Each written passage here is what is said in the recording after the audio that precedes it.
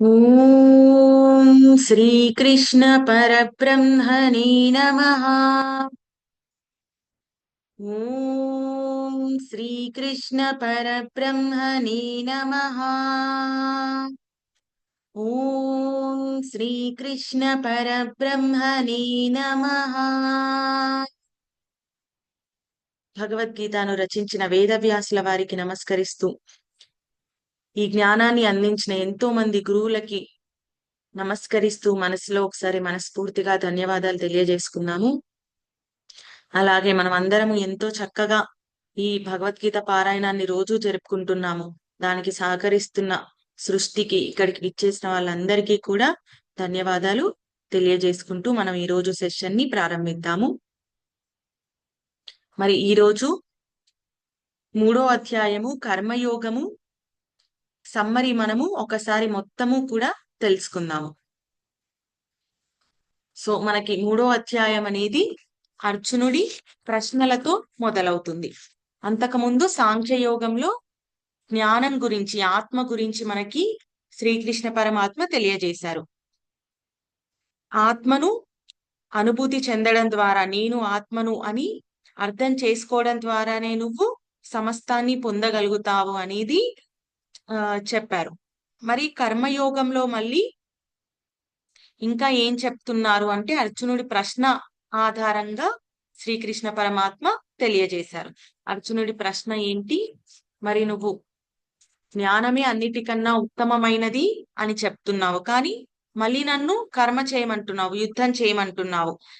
ఈ 2 మాటల వల్ల నా బుద్ధి అనేది కన్ఫ్యూజన్ కి లోనైంది. సో ఏది కరెక్ట్, ఏది చెయ్యాలి అనేది నువ్వే నాకు డిసైడ్ చేసి చెప్పు శ్రీకృష్ణ పరమాత్మ అని శ్రీకృష్ణ పరమాత్మను అడిగినప్పుడు శ్రీకృష్ణుడు మరి ఏమి సమాధానం ఇచ్చాడు అంటే, నేను ఇంతకు ముందు ఈ నాలెడ్జ్ ను 2 విధాలుగా చెప్పాను. జ్ఞాన యోగేన సాంఖ్యానం, కర్మయోగేన యోగినాం. సాంఖ్యులకు జ్ఞానం ద్వారా, సాంఖ్యయోగం ద్వారా తెలియజేశాను. అలాగే యోగులకు కర్మయోగం ద్వారా తెలియజేశాను. 2 రకాలుగా తెలియజేశాను. 2 తెలుసుకోవాలి, 2 నేర్చుకోవాలి. ఒకదానికొకటి ఎలా ఇంటర్లింక్ అనేది ఈ కర్మయోగంలో రెండిటి యొక్క ఆవశ్యకతని మనకిక్కడ తెలియజేశారనమాట. మోక్షానికి మార్గం ఎప్పుడూ కూడా కర్మ చేయకుండా ఉండడము కాదు. ముందుగా మొట్టమొదటగా మనకి కర్మయోగము శ్రీకృష్ణ పరమాత్మ మాటల్లో దీనితోనే స్టార్ట్ అవుతుంది. కర్మ ఎప్పుడు చెయ్యకుండా ఉండడం అనేది కాదు. జ్ఞానం తెలుసుకోవడం అంటే నువ్వు కర్మ చేయకుండా ఉండడం కాదు, ఆ కర్మను ఎలా చెయ్యాలో నేర్చుకోవడం. కాబట్టి ఇంకా చెప్పాలంటే మానవులు ఒక్క క్షణం కూడా కర్మను చేయకుండా ఉండలేరు. నహి కశ్చిత్ క్షణమపి.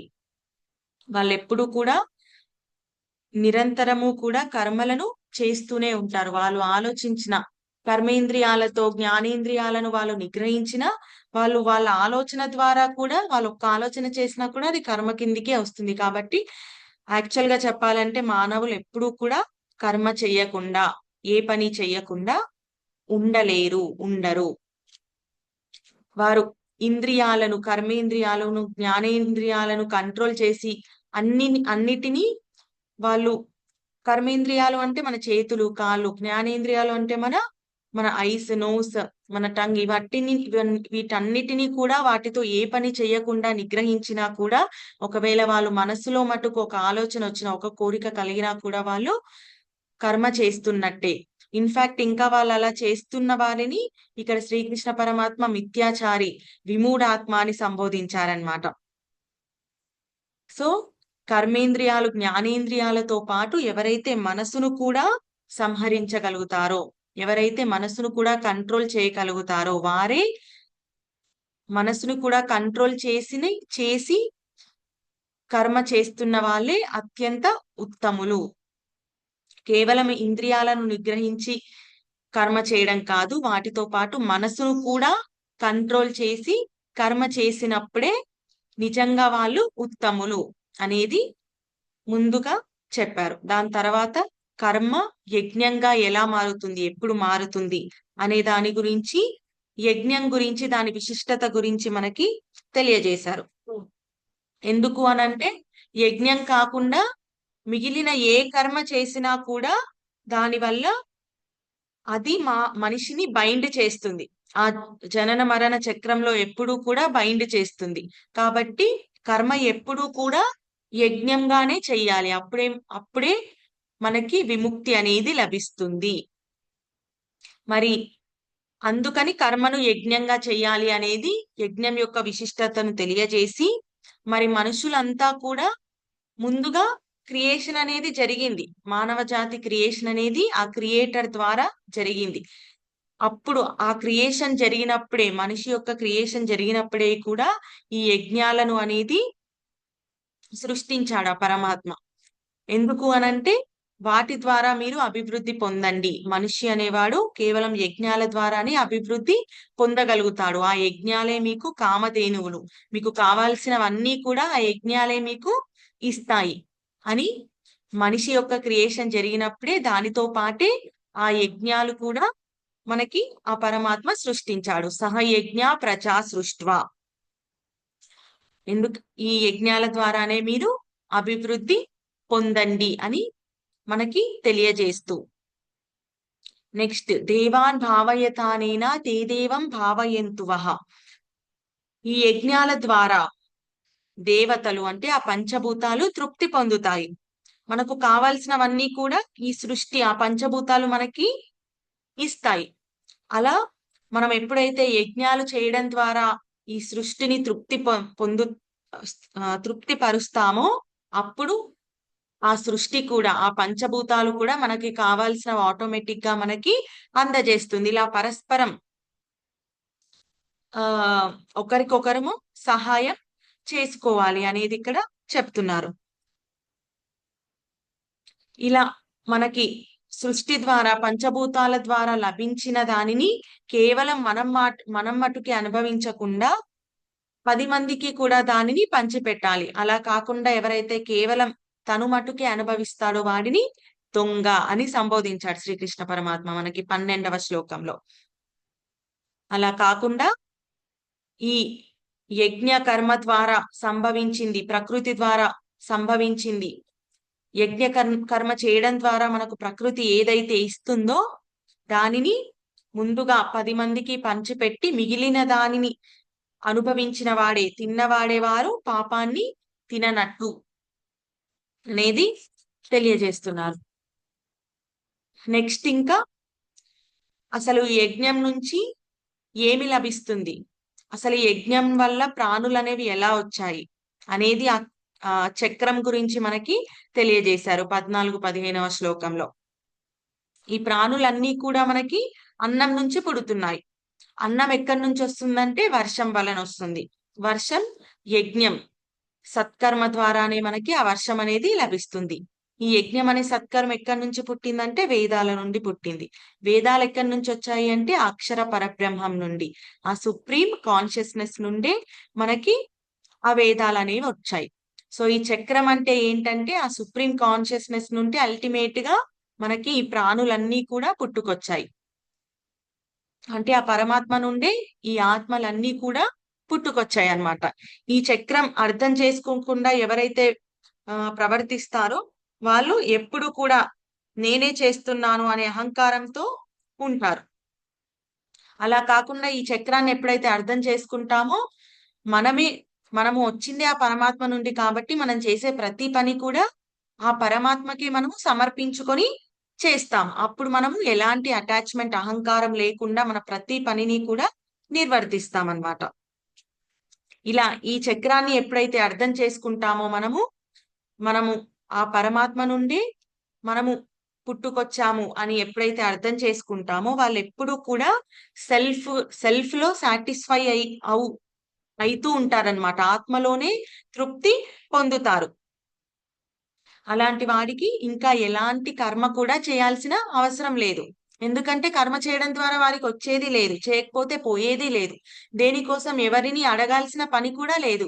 ఎందుకంటే వాళ్ళకి అర్థమవుతుంది నేను అనేది, ఈ ఆత్మ అనేది ఆ పరమాత్మ నుండే వచ్చింది అని అర్థమైంది కాబట్టి పరమాత్మ ఎప్పుడూ కూడా పరమాత్మకి ఇంకా ఎప్పుడు కూడా పొందవలసింది రావాల్సింది అంటూ ఇంకా ఏదీ లేదు. కాబట్టి ఎప్పుడు తృప్తితో ఉంటాడు. ఆ తృప్తితో ఉన్నప్పుడు వారికి ఇంకా ఎలాంటి కర్మ కూడా చేయాల్సిన అవసరము లేదు. కాబట్టి అటాచ్మెంట్ లేకుండా ఎప్పుడు కూడా నీ కర్మను చేసినప్పుడు నువ్వు ఆ మోక్షాన్ని పొందగలుగుతావు. అటాచ్మెంట్ ఎందుకు ఉండకుండా ఉంటుంది అనంటే, నిష్కామ కర్మాచరణ ఎందుకు ఉండకుండా మనం పని చేయగలుగుతాము అనంటే, నేను ఆ పరమాత్మ నుంచి వచ్చిన వాడిని అని అనుకున్నప్పుడు ఆటోమేటిక్ గా మనము నిష్కామ కర్మ, అది అర్థమైనప్పుడు నిష్కామ కర్మ చేస్తున్నట్టే. దీనికి ఉదాహరణగా మనకి శ్లోకంలో ఈ నిష్కామ కర్మాచరణ గురించి ఇంకా మనకి ముందుగా తదుపరి శ్లోకాలలో మనకి తెలియజేశారు. ముందుగా ఏంటి అనంటే, దీనిని ఆల్రెడీ ఇంతకు ముందు ఎంతో మంది ఆచరించారు. జనక మహారాజు ఎగ్జాంపుల్ మనకు చెప్పారు. జనక మహారాజు వంటి గొప్ప వాళ్ళు ఎంతో మంది కూడా పూర్వీకులు దీనిని ఆచరించి మోక్షాన్ని పొందారు. అలాగే నేను కూడా నాకిప్పుడు చేయవలసిన కర్మ అంటూ ఏమీ లేకపోయినా, చేయవలసింది మిగిలి ఇంకా ఏమీ లేకున్నా కూడా నేను నిత్యము కర్మను చేస్తూనే ఉన్నాను.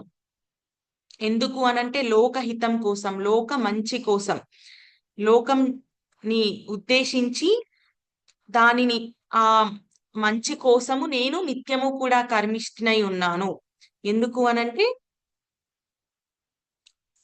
గొప్పవారు దేనిని ఆచరిస్తారో అన్యులు కూడా దానిని అనుసరిస్తారు. గొప్పవారు దేనిని ప్రమాణంగా స్వీకరిస్తారో మిగతా వాళ్ళందరూ కూడా దానినే స్వీకరిస్తారు. కాబట్టి నేను కర్మ చేయకుండా ఉంటే మిగిలిన వాళ్ళందరూ కూడా సోమరితనంతో కర్మ చేయకుండా ఉంటారు. కాబట్టి నాకు అవసరం లేకపోయినా కూడా లోకహితం కోసం నేను నిత్యం కర్మను చేస్తూనే ఉన్నాను. పూర్వీకులు కూడా ఈ మార్గాన్ని అనుసరించే వారు మోక్షాన్ని పొందారు. అలాంటి మార్గాన్ని నువ్వు కూడా అనుసరించు అర్జున అనేది ఇక్కడ చెప్తున్నారనమాట.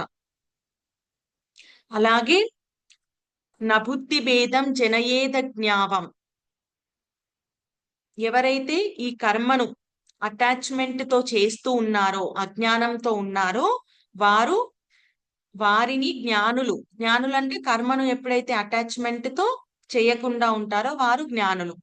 ఈ అజ్ఞానులను ఎప్పుడూ కూడా వారిని ఇన్ఫ్లుయెన్స్ చేయకూడదు. అంటే నువ్వు కర్మను ఇలా చేస్తున్నావు, అలా చేస్తున్నావు, అటాచ్మెంట్ తో చేస్తున్నావు అనేది వారికి తెలియజేయాల్సిన అవసరం లేదంట. ఎందుకంటే వాళ్ళు ఒక వేలో ఉన్నారు, వాళ్ళు అదే మార్గంలో ఉంటారు. నువ్వు వాళ్ళని చెప్పాల్సిన అవసరం లేదు. నువ్వు కర్మను అటాచ్మెంట్ తో చేయకుండా ఉంటే ఆటోమేటిక్ గా నిన్ను చూసి వాళ్ళు ఇన్స్పైర్ అవ్వాలి.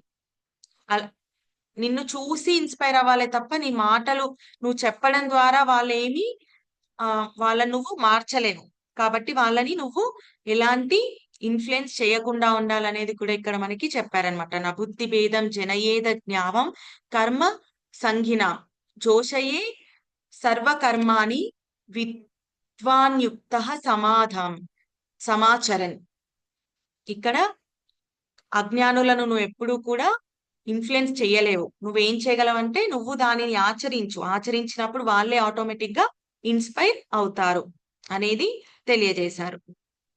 దాని తర్వాత ప్రకృతిలో ఉన్న 3 గుణాలు ఆధారంగానే ప్రతి కర్మ చేయబడుతుంది. అది అర్థం చేసుకున్నవాడు ఆటోమేటిక్ గా కర్మను నేను చెయ్యట్లేదు, నా ద్వారా ఆ పరమాత్మ చేయిస్తున్నాడు అని అనుకున్నప్పుడు ఆటోమేటిక్ గా అటాచ్మెంట్ ని విడిచిపెట్టగలుగుతాము. చేసే ప్రతి కర్మను కూడా డిటాచ్మెంట్ తో చేయగలుగుతాం. దీనికి ప్రకృతి అనాత్మ మరియు ఆత్మ ఈ రెండిటికి విభేదం ఎప్పుడైతే అర్థం చేసుకుంటామో ఆటోమేటిక్ గా డిటాచ్మెంట్ తో చేస్తాం. ఈ రెండిటికి విభేదం అంటే ఏంటి? ప్రకృతి అనంటే అనాత్మ, అనాత్మ అంటే ప్రకృతి అంటే ఏంటి? ప్రకృతి అంటే మనకి పంచభూతాలు అని తెలుసు, ఈ సృష్టి అని తెలుసు. సో ఇక్కడ ప్రకృతి అంటే మనకి ఏం తెలియజేశారు అంటే బాడీ, మైండ్, ఇంటలెక్ట్, ఇవి ప్రకృతి. మరి ప్రకృతి కానిది అంటే ఏంటి అనంటే ఆత్మ. ప్రకృతి అంటే అనాత్మ, ప్రకృతి కానిది అంటే ఆత్మ. ఈ ప్రకృతి ఎప్పుడూ కూడా ఫుల్ఫిల్మెంట్ తో ఉండదు. మన బాడీ కూడా ఈ పంచభూతాలతోనే చేయబడింది కదా. కాబట్టి మన బాడీని ఇక్కడ ప్రకృతి అని చెప్తున్నారనమాట. మన బాడీ, మైండ్ అండ్ మన బుద్ధి, మన శరీరము, మనసు, మన బుద్ధి, ఈ మూడు కూడా ప్రకృతి అని చెప్తున్నారు. ఈ మూడు ఎప్పటికీ కూడా ఫుల్ఫిల్మెంట్ తో ఉండవు. కాబట్టి ఎప్పుడు కూడా ఇంకా ఏదో పొందాలి అనే ఆతృతత, మనకి తాపత్రయం అనేది ఉంటుంది. అలా ఉన్నప్పుడు మనకు ఆటోమేటిక్ గా కోరికలు అనేవి కలుగుతాయి. నువ్వు కర్మ ఎప్పుడు కూడా అప్పుడు కోరికలు సంభవించినప్పుడు నువ్వు చేసే ప్రతి కర్మ కూడా అటాచ్మెంట్ తోనే చేస్తావు. అలా కాకుండా ఆత్మస్థితిలో ఉన్నప్పుడు, ప్రకృతిని దాటి నువ్వు ఆత్మస్థితిలో ఉన్నప్పుడు ఏంటంటే ఆత్మ ఎప్పుడూ కూడా ఒక ఫుల్ఫిల్మెంట్ తో ఉంటుందన్నమాట. ఆ ఫుల్ఫిల్మెంట్ తో ఉండడం అంటే ఏంటి? నువ్వు ఎప్పుడు ఆ తృప్తితో ఉంటావు. తృప్తితో ఉన్నప్పుడు నీకు ఇంకా రావాల్సింది, కావాల్సింది అంటూ ఏమీ ఉండదు. ఆటోమేటిక్ గా నీకు అప్పుడు కోరికలు అనేవి కూడా ఇంకేమీ ఉండవు. సో నువ్వు చేసే ప్రతి కర్మ కూడా నీకు ఎలాంటి అటాచ్మెంట్ తో నువ్వు చేయవు. డిటాచ్డ్ గానే నువ్వు చేసే ప్రతి కర్మ కూడా చేస్తావు. సో ఇక్కడ ప్రకృతిలో ఉన్న 3 గుణాలకి అందుకే వశం కాకుండా నిర్గుణ స్థితిలో ఉండాలి అనేది మనకి సాంఖ్యయోగంలో ఆల్రెడీ చెప్పారు. ద్వంద్వాలకు అతీతంగా, 3 గుణాలకు అతీతంగా నిర్గుణ స్థితిలో నువ్వు ఉండాలి అనేది అందుకే చెప్పారనమాట. ఈ గుణాలలో ఎప్పుడైతే ఉంటావో నువ్వు ఎప్పుడు కూడా నీకు అందులో ఫుల్ఫిల్మెంట్ ఉండదు. కాబట్టి ఇంకెప్పుడు కోరికలు వస్తూనే ఉంటాయి నీకు. కాబట్టి ప్రకృతిలో ఉన్న 3 గుణాలకు వశం కాకుండా నువ్వు నీ దేహం, ఇంద్రియాలతో కర్మను అటాచ్మెంట్ తో చెయ్యకుండా ఉండాలి. ఎవరైతే అలా చేస్తున్నారో వారు అల్పజ్ఞులు. అలాంటి వారిని ఒకానొక ఆత్మజ్ఞాని ఎప్పుడూ కూడా చలింప చేయకూడదు. అంటే వారిని ఇన్ఫ్లుయెన్స్ చేయకూడదు. వాళ్ళు ఒక వేలో ఉంటారు కాబట్టి వాళ్ళని ఇన్ఫ్లుయెన్స్ చెయ్యకూడదు అనేది కూడా చెప్తున్నారనమాట. సో నువ్వు ఆ 3 గుణాలకు వశం కాకుండా నువ్వు చేసే ప్రతి కర్మను నాకు సమర్పించు. నాకు సమర్పించు అనంటే 3 గుణాలకు వశం ఎప్పుడు కాకుండా ఉంటాము అనంటే ఆత్మస్థితిలో ఉన్నప్పుడు. ఆత్మస్థితిలో ఉన్నప్పుడు ఆటోమేటిక్ గా మనము ఆ పరమాత్మకే సమర్పిస్తున్నట్టు. సో అలా ఎప్పుడైతే సమర్పించామో నీకు ఆ కోరిక, ఆశ అవన్నీ కూడా ఏవి ఉండవు. ఆ 3 గుణాలను దాటినప్పుడు నీకు ఇంకా కోరిక కానీ, ఆశ కానీ, ఆ మమకారం కానీ, అటాచ్మెంట్ కానీ ఉండదు. ఎందుకంటే నువ్వు ఆల్రెడీ ఫుల్ఫిల్డ్ స్టేజ్ లో ఉన్నావు, ఫుల్ఫిల్మెంట్ తో ఉన్నావు, తృప్తితో ఉన్నావు. మరి నీకు ఇంకా కోరిక, ఆశ, అటాచ్మెంట్ నీకు ఇంకా ఉండదు. అలాంటి స్థితిలో నువ్వు కర్మను ఆచరించు. అంటే అలాంటి స్థితి అంటే నువ్వు ఆత్మకు సమర్పించడం ద్వారానే నువ్వు ఈ ఆశ, కోరిక, అటాచ్మెంట్ ఏవీ లేకుండా నువ్వు కర్మను ఆచరించగలుగుతావు. డిటాచ్మెంట్ తో నువ్వు నీ కర్మను చేయగలుగుతావు అని శ్రీకృష్ణుడు అర్జునుడికి చెబుతూ, ఇప్పుడు నీ కర్మను డిటాచ్మెంట్ తో, అంటే యుద్ధం చేయడం కూడా ఆ డిటాచ్మెంట్ తోనే నువ్వు చెయ్యి అనేది చెప్తున్నారనమాట. ఏ మానవులైతే ఈ జ్ఞానాన్ని మొత్తం శ్రద్ధతో, అసూయ లేకుండా ఈ అభిప్రాయాన్ని ఆచరిస్తారో వారు కర్మబంధాల నుండి విముక్తి పొందుతారు. ఎవరైతే ఆచరించారో వారు ద్వేషిస్తారో, ఈ అభిప్రాయాన్ని ఆచరించారో, దీనిని ద్వేషిస్తారో అంటే ఈ ఆధ్యాత్మిక మార్గాన్ని, నిష్కామ కర్మను, దీనిని ఎవరైతే ఆచరించరో, ఎవరైతే ద్వేషిస్తారో వారు బుద్ధి నశించి వారు పతనమైపోతారు అనేది మనకి నిష్కామ కర్మయోగం యొక్క ఇంపార్టెన్స్ ని మనకి తెలియజేస్తున్నారు. దానిని ఆచరించడం ద్వారా ఎలా విముక్తి పొందుతారు, ఎందుకు విముక్తి పొందుతారు, విముక్తి అనేది పొందుతారు అనేది తెలియజేస్తున్నారు.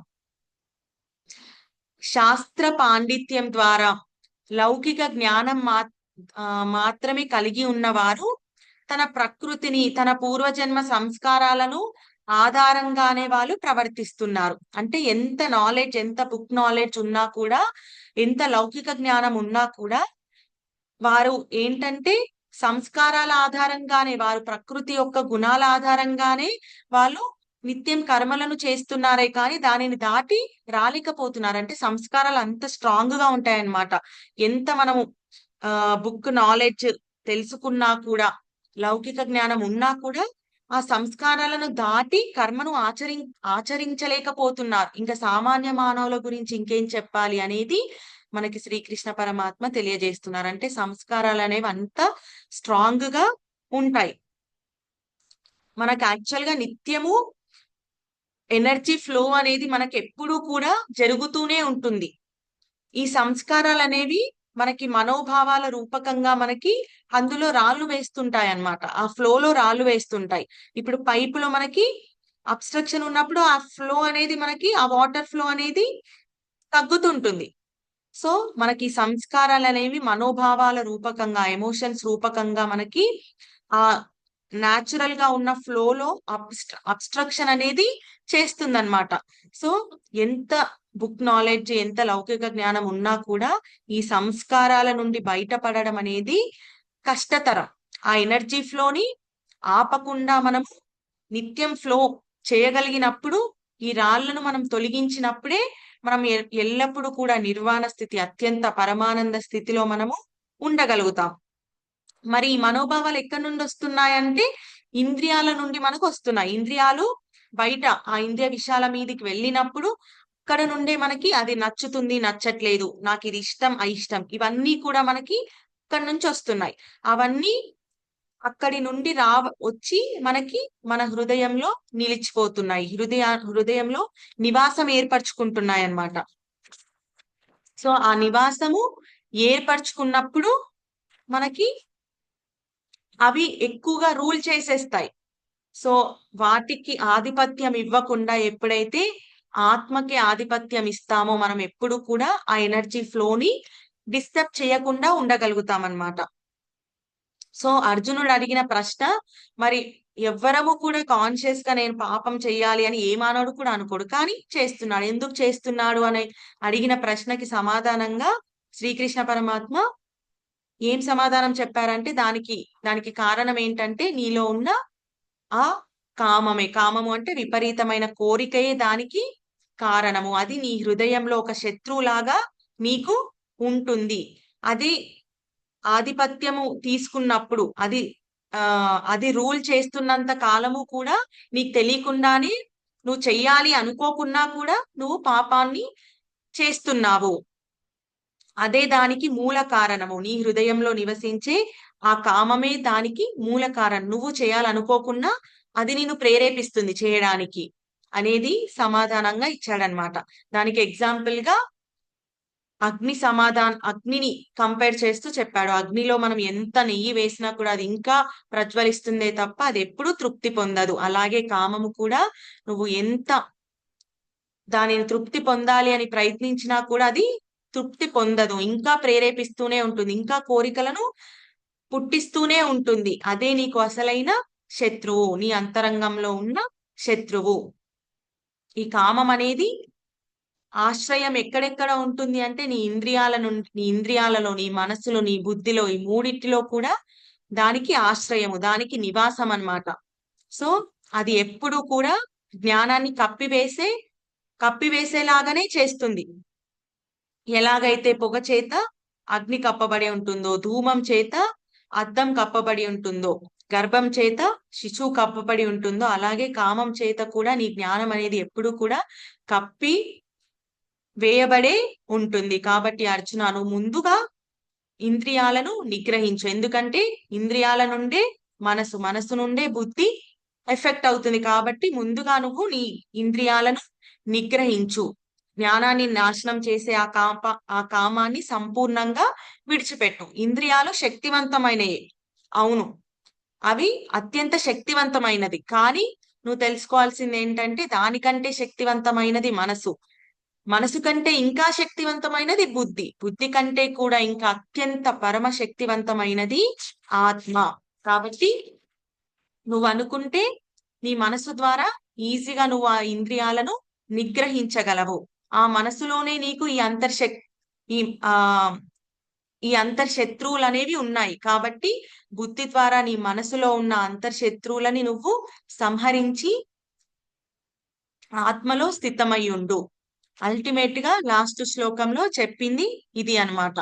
అత్యంత శక్తివంతమైనది ఆత్మ. కాబట్టి అర్జున, నువ్వు ఆత్మస్థితిలో ఉండి బుద్ధితో మనసుని అరికట్టి దానిని జయించు. ఇది కష్టమైనా కూడా నీ అంతరంగంలో ఉన్న ఆ కామం అనే శత్రువుని నువ్వు నశింపజెయ్యి అనేది శ్రీకృష్ణ పరమాత్మ తెలియజేశారు. దీనితో మనకు ఈ కర్మయోగం అనేది 3వ అధ్యాయం అనేది మనకి పూర్తయిందనమాట. సో ఇది 3వ అధ్యాయం యొక్క సమ్మరి.